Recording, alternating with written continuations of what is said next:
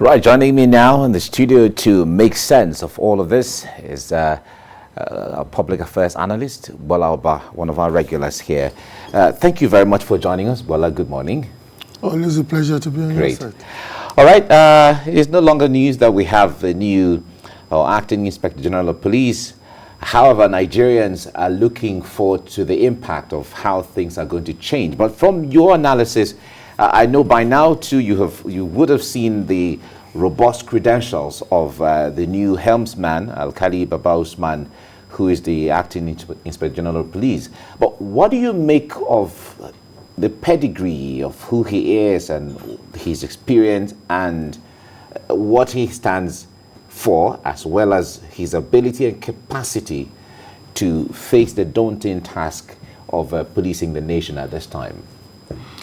To be very honest with you, I think we should save our the public relations portraiture of a man who practically has been in the system, ascended the hierarchy of the system, and even quite unusually, unlike in recent past, when an AIG would ordinarily be picked at the expense of the DIGs, he was picked as a DIG. So I'm sitting there now thinking, this is a man that is steeped in a failing system or in a system that has failed. I've got nothing against the gentleman. And he must have earned his epaulette for him to have attained this office, so for him to have even become a DIG in the first place. You know, he must have paid the dues. Decades of practice in a system largely rickety, that even the vice president, whilst encouraging him and charging him to excellence, acknowledged has lost the trust of his public. So I'm sitting there now thinking, you know what? I would be a crazy person as Bola Oba, crazy human being, to expect any dramatic change from this man. Why is that? Why is that? Why is that a man who has practically gone through the rounds and the processes and the hierarchical order of an institution that is now in every material particular a failed institution, primarily even to the people who are serving in it? Yeah. But don't you think there are people within that system who are just waiting to have the opportunity to change things? What if we have a situation like that? I would pray he is one of those human beings who will make somebody like Bola Oba to come saying the next one, he has just 2 years. And that's another problem. He has just 2 years to turn a super tanker around. A complex organization. But a lot can happen in 2 years. Oh yes, under a visionary driver. So I want to use this opportunity this morning as a Nigerian who wishes him well, that if he could square it, there may be greater jobs ahead for him. But you know what? All the facts at play, all the things I see before me, he's just a system boy. And a system boy will run a system, this thing, because come to think of it, the system also could be very asphyxiating, could be very choking to a visionary and a revolutionary. So let's be very honest with ourselves. It's like I tell, there are some statements I make sometimes that even people close to me, they wonder what kind of animal is this person. But you know what? When I do an analysis of a circumstance, I always want to slap myself to empirical reality than to just dream. Because the person that grapples with reality the most would ultimately manage a bad circumstance better. Like I tell people, let me give you a typical example. I tell people, I want to believe you're my friend. Of course, we're friends. Any day you hear Bola Aba has been kidnapped, please don't pay a shishi for ransom. You won't be kidnapped. Look, it does happen to the best of us. And you know, and those who, as I'm talking to you now, they're probably kidnapping somebody. So, and those who have been kidnapped don't have any lesser head than mine. But you know what?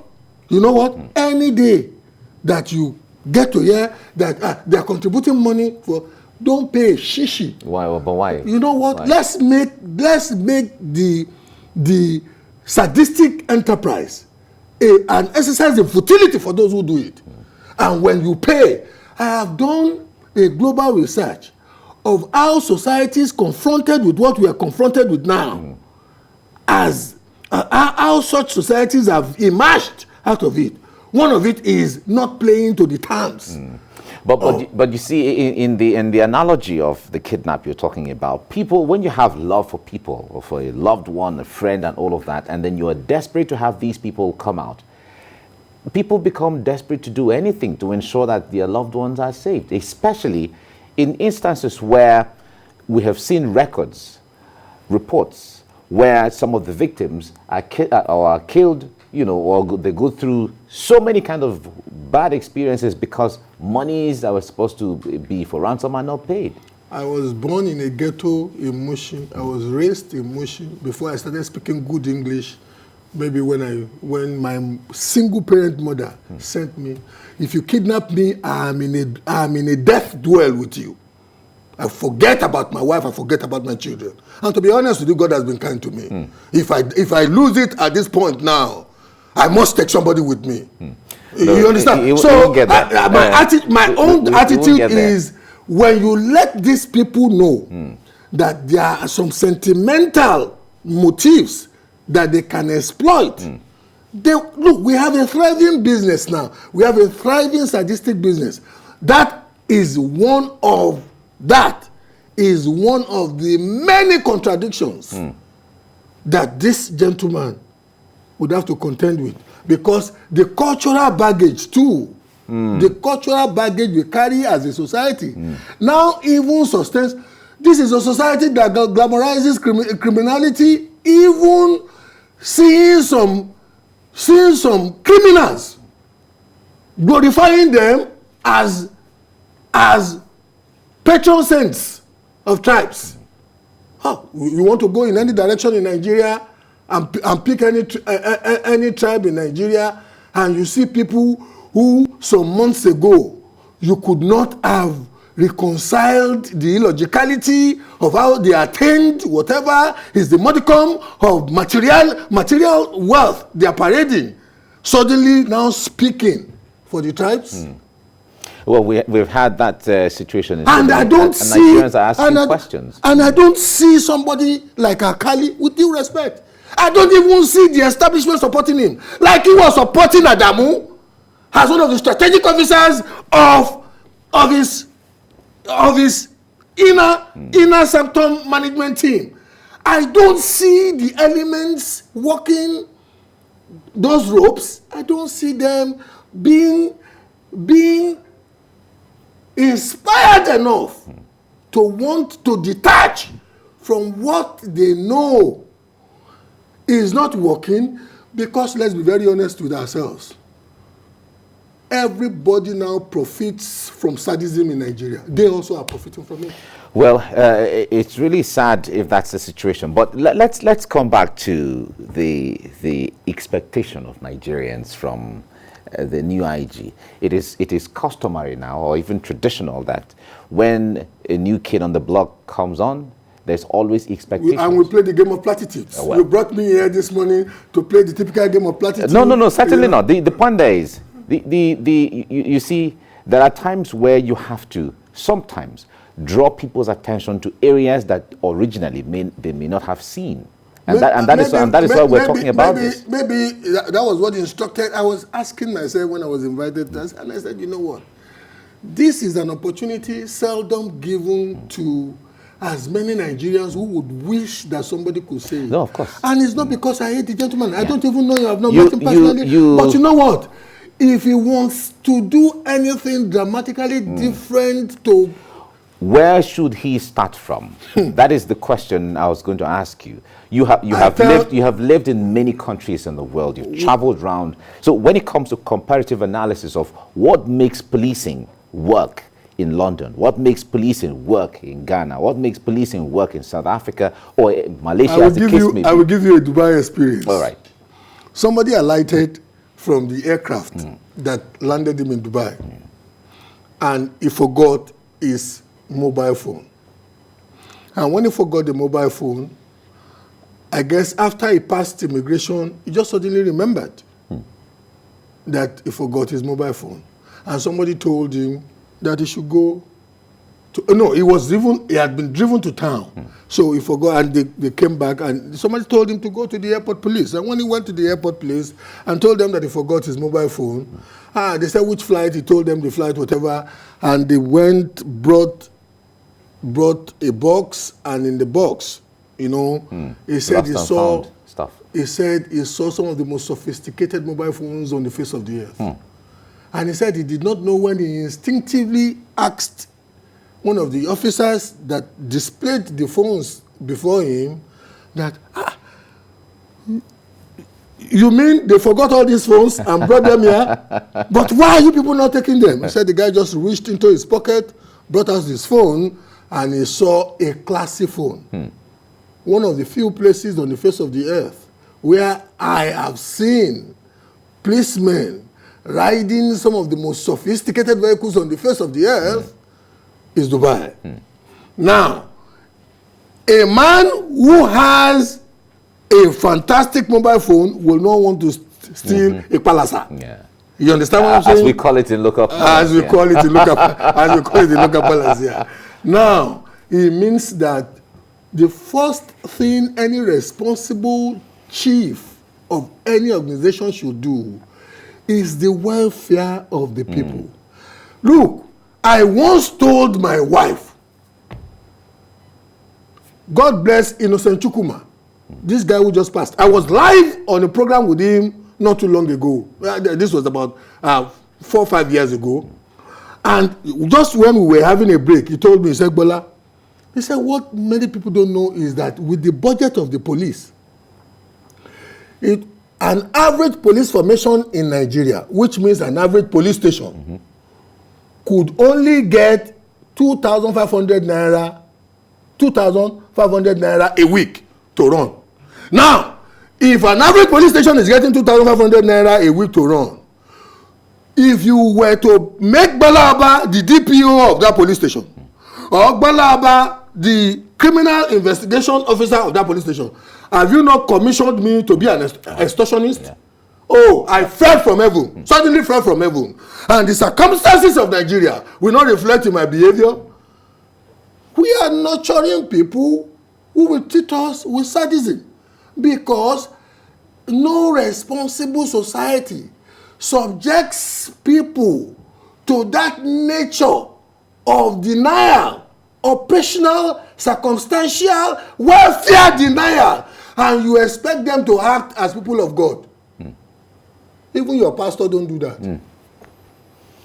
You are shaking your head. No, I can imagine. I'm just imagining. We are preaching from the same book now. So I'm just imagining the situation actually. Yeah. And I've always told people around me, when we don't find a way to systematically let somebody who is standing out there, supposedly standing out there to defend me, when we don't find a way that even if something happens to him that is untoward, his wife and his children will not be kicked out in less than 1 week in a house that they've been living for about 7 or 8 years. You are nurturing somebody who could switch. And especially when the person is holding. Exactly. A gun. I didn't say anything. No.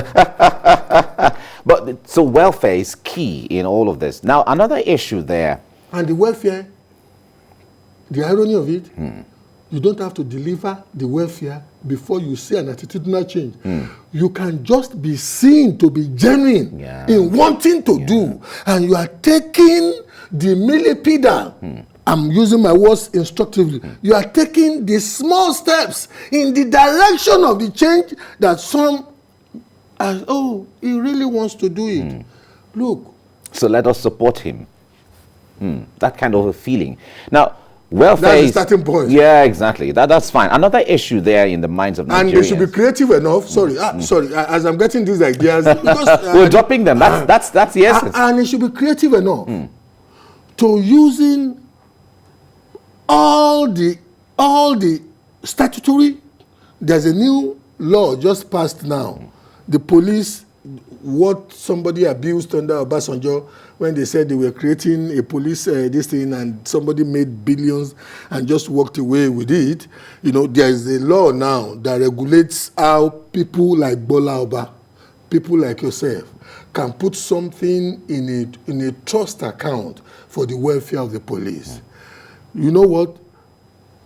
Whilst on the one hand encouraging his men and officers to lift up, you know, their characterization of the institution to the public, he should also learn to go and meet the typical Elumelu, the typical Dangote Alhaji.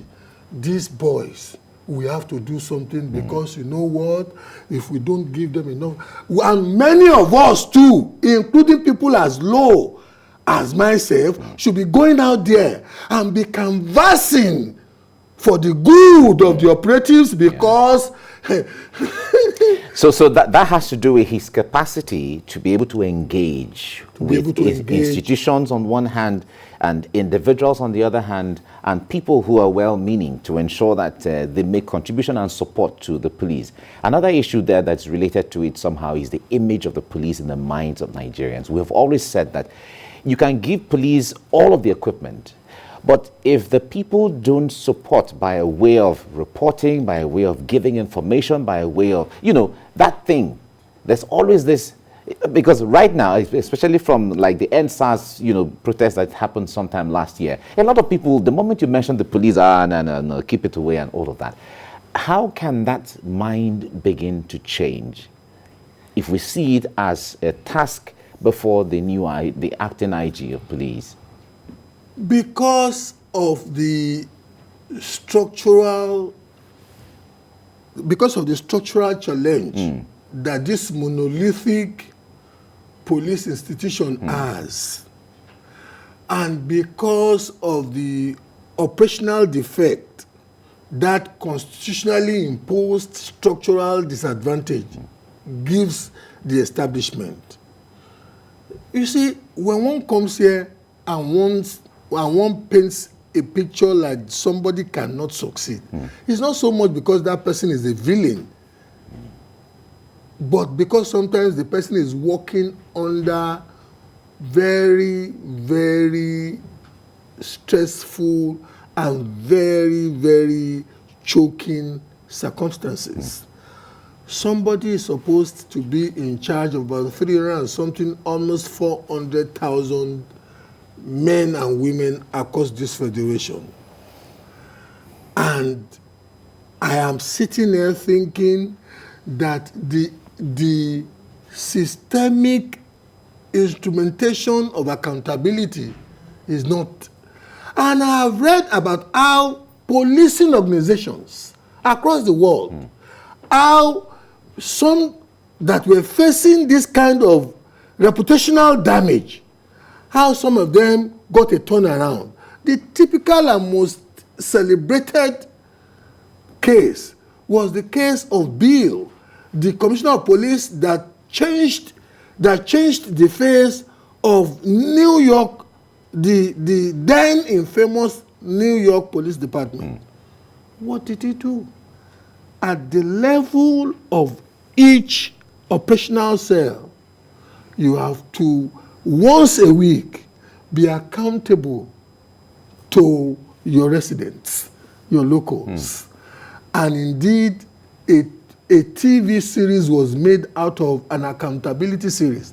So if you are the DPO of K2 and you are saying, oh, no problem, listen, somebody in K2, not the chairman who is Onki Duri with you, not the chairman of the local government who is donkey dealing with it. Somebody who is watching from his living room or a living room, we just call. No, there was an incident that we were calling you people. We were calling the station for about 4 hours. And no one responded. Accountability helps, but you start first by taking care, because you will call me, I will not answer. If I can convincingly, based on fact, tell you that whilst you were calling me, I knew there was no petrol in the vehicle. You want me, would you want me to be running there? Well, there's so much we can talk about, and it's always very interesting with you. But time would not permit us to, enjoy this discussion further. But I know that in the coming days, from all of the things you have put forth there, we'll begin to see, and Nigerians will begin to see, trying to tally what is on ground with what should be, and they'll see the difference as to whether we're making progress or we're still on the same point. But I thank you very much for coming. Always a pleasure. Thank you very much. Right.